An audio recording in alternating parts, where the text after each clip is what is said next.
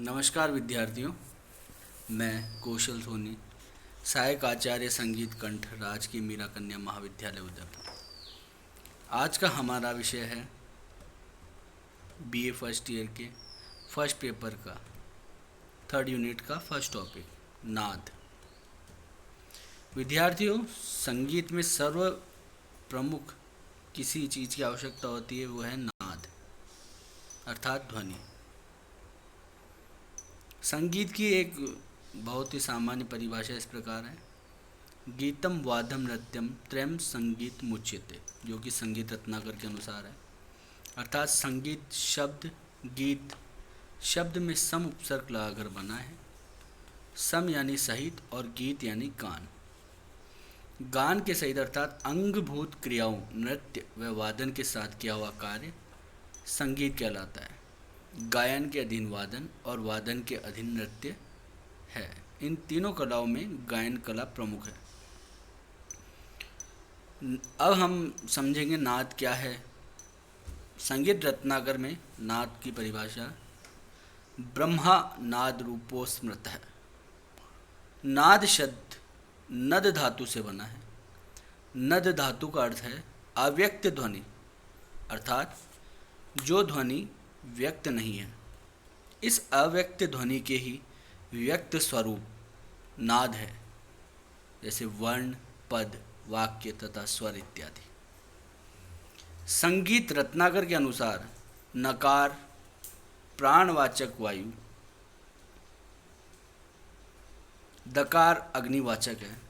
अतः जो वायु और अग्नि के योग से उत्पन्न होता है उसी को नाद कहते हैं। नाद संस्कृत का शब्द है। यह संस्कृत के दो अक्षरों से मिलकर बना है। नाद का न अर्थात नकार अक्षर प्राणवाचक वायु तथा द अर्थात दकार अक्षर अग्निवाचक शक्ति है। अतः जो संगीत उपयोगी ध्वनि वायु और शक्ति अर्थात अग्नि के योग से उत्पन्न होती है उसे ही नाद कहते हैं। मनुष्य की देह में नाद की उत्पत्ति के मुख्य रूप से 5 स्थान माने गए हैं। पहला नाभि, दूसरा हृदय, तीसरा कंठ, चौथा मस्तिष्क, पांचवा मुख। पाणिनि के अनुसार ये स्थान 8 हैं जहाँ से नाद की उत्पत्ति शरीर में होती है। पहला हृदय, दूसरा कंठ, तीसरा मूर्धा, चौथा जिह्वामूल, पांचवा दांत, छठा नाक, सातवां होठ, आठवां तालु। वैज्ञानिक आधार पर यदि हम नाद की परिभाषा को समझेंगे तो नाद की परिभाषा वैज्ञानिक आधार पर यह है कि स्थिर तथा नियमित आंदोलनों द्वारा उत्पन्न हुई संगीत उपयोगी ध्वनि को नाद कहते हैं। अर्थात संगीत में जो ध्वनि उपयोग में आती है वह स्थिर भी होनी चाहिए एवं उसमें आंदोलनों की संख्या नियमित भी होनी चाहिए। अनियमित ध्वनि अर्थात अनियमित आंदोलन संख्या वाली ध्वनि और जो स्थिर ना हो वह संगीत उपयोगी नहीं होती है। संगीत में वही ध्वनि उपयोग में आती है जिसमें कि आंदोलन नियमित हो, जो ध्वनि स्थिर हो। नाद के मुख्यतः 2 भेद माने गए हैं। पहला आहत नाद, दूसरा अनाहत नाद। आहत नाद में आपको बताना चाहूँगा कि नाद के प्रथम रूप को ही आहत नाद कहते हैं। आहत नाद वस्तुओं के घर्षण, आघात या रगड़ से उत्पन्न होता है जो कानों को सुनाई देता है, उसे आहत नाद कहते हैं। आघात करने पर वस्तु में कंपन उत्पन्न होता है। जब यह कंपन नियमित उत्पन्न होते हैं तो उन्हें आंदोलन कहा जाता है। नियमित आंदोलनों वाली नाद को ही स्थिर, श्रुति मधुर, मीठी सुरीली संगीत उपयोगी आहत नाद कहते हैं। जबकि इसी के पक्ष में अनियमित आंदोलन वाली ध्वनि को शोर, राव, कर्ण, कटु, कोलाहल ध्वनि कहते हैं। यह आहत नाद है। दूसरा है अनाहत नाद। ग्रंथों के अनुसार हृदय में दहशकाशा नाम की छोटी सी जगह शुद्ध आकाश में व्याप्त है। इसी में आहत के बिना ही एक नाद उत्पन्न होता है जिसे अनाहत नाद कहते हैं। इसे ग्रंथों में ओमकार भी कहा गया है। स्थान दृष्टि से नाद के भेद 5 है, अर्थात सूक्ष्म नाद जहाँ से उत्पन्न होता है, नाभि कमल में स्थित होता है, यही अनाहत नाद की अवस्था है, यह सूक्ष्म नाद होता है। अति सूक्ष्म नाद, यह नाद हृदय में वास करता है। तीसरा पुष्ट नाद, इसे व्यक्त नाद की भी कहते हैं, यह कंठाश्रित है। चौथा अपुष्ट नाद, अव्यक्त नाद भी कहते हैं इसे अपुष्ट नाद को, यह तालु में स्थित बताया गया है। कृत्रिम नाद, इसे मुख का आश्रय प्राप्त होता है। इस प्रकार नाद के ये 5 भेद हैं।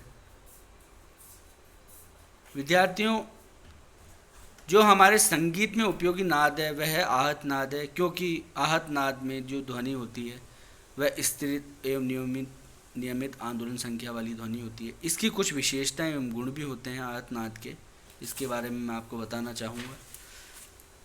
आहत नाद की 3 विशेषताएं अथवा गुण बताए गए हैं। इसकी पहली विशेषता है तारता।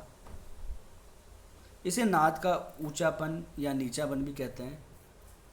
इससे यह विदित होता है कि कौन सा स्वर किस स्वर से कितना ऊपर या नीचे है, अर्थात जैसे सा से रे स्वर ऊंचा है या प से म स्वर नीचा है। यह जो विशेषता है यह तारता के द्वारा ही हमें समझ में आती है। और ये जो तारता है यह उस स्वर की कंपन संख्या अथवा आंदोलन संख्या पर निर्भर करता है। आहत नाद की दूसरी विशेषता है तीव्रता। यह नाद का छोटा या बड़ापन भी इसे कहते हैं तीव्रता को। इससे विदित होता है कि स्वर धीरे से गाया बजाया जा रहा है अथवा जोर से गाया बजाया जा रहा है। यह कंप विस्तार अर्थात कंपन के विस्तार पर निर्भर करती है। अगर कंपन का विस्तार बढ़ेगा तो तीव्रता बढ़ेगी एवं कंपन का विस्तार घटेगा तो तीव्रता घटेगी। जैसे कि मैंने गाया सा, अब यही सा अर्थात अगर आप इसकी 240 फ्रिक्वेंसी मानते हैं सा, और इसी को मैं सा इस तरीके से अगर इस पर जोड़ दूंगा तो यहाँ इसका कंपन का विस्तार बढ़ाया न कि आंदोलन संख्या। स्वर वही है, कंपन का विस्तार बढ़ाया है, तो इसे हम तीव्रता कहते हैं। और जो पहले तारता है वो स्वर की फ्रिक्वेंसी है 240 सा 270 रे, इस तरीके से। यह नाद की दूसरी विशेषता थी। नाद की तीसरी विशेषता जाति अथवा गुण यह है कि इससे विदित होता है कि नाद कहाँ से उत्पन्न हो रहा है, अर्थात किसी स्त्री या किसी पुरुष या किसी बच्चे। आवाज़ सभी की भिन्न भिन्न होती है। प्रत्येक वाद्य सितार, गिटार, हारमोनियम, बांसुरी सभी की बनावट के आधार पर भी उनकी जो उनसे उत्पन्न नाद या जो ध्वनि है वह भिन्न भिन्न होती है। हम उसे स्पष्ट एवं अलग अलग पहचान सकते हैं। अतः ध्वनि का नाद किस प्रकार का है यह नाद का गुण या उसकी जाति कहलाती है। मैंने अनाहत नाद के बारे में बताया आपको। नाद का दूसरा स्वरूप अनाहत नाद कहलाता है। इसे केवल अनुभव से ही जाना जा सकता है। इसके उत्पन्न होने का कोई विशेष या कोई खास कारण नहीं होता है, अर्थात जो बिना किसी आघात ग्रसन के अपने आप स्वयंभू रूप से उत्पन्न होता है उसे अनाहत या अनहद नाद कहते हैं। जैसे दोनों कानों पर अगर आप हाथ रखकर बंद करेंगे तो साएं साएं की आवाज़ सुनाई देती है। इस साएं साएं की आवाज़ को उत्पन्न करने में किसी प्रकार का आघात या ग्रसन नहीं हुआ है। तो इस प्रकार जो ध्वनि उत्पन्न होती है अनाहत नाद है। अनाहत नाद की साधना हमारे ऋषि मुनि क्रिया करते हैं। यह संगीत उपयोगी नहीं होता है। तो आज के लिए विद्यार्थियों इतना ही। जब ध्वनि उत्पादक द्वारा उत्पन्न ध्वनि की आंदोलन संख्या में नियमितता एवं स्थिरता होती है, अर्थात घटा बढ़े नहीं होती, तो संगीत उपयोगी नाद या स्वर का जन्म होता है। जैसे कि तारता नादोत्पादक वस्तु की आवृत्ति पर निर्भर करती है, वैसे तीव्रता उसके कंपन विस्तार पर निर्भर करती है। इस प्रकार मैंने आपको नाद के बारे में बताया है। कृपया इसे ध्यानपूर्वक समझने की कोशिश करें, क्योंकि आप लोगों को संगीत में नाद की साधना करनी है, अर्थात स्वर ध्वनि। तो आपको ये अच्छे से समझ में आना चाहिए कि संगीत में उपयोगी ध्वनि कौन सी है, और आपको अनियमित कंपन संख्या आंदोलन संख्या वाली ध्वनि जो कि अनाहत नाद है वह हमारे संगीत में कोई उपयोग उसका नहीं है। हमारे संगीत में नियमित आंदोलन संख्या वाली स्थिर ध्वनि का ही उपयोग होता है।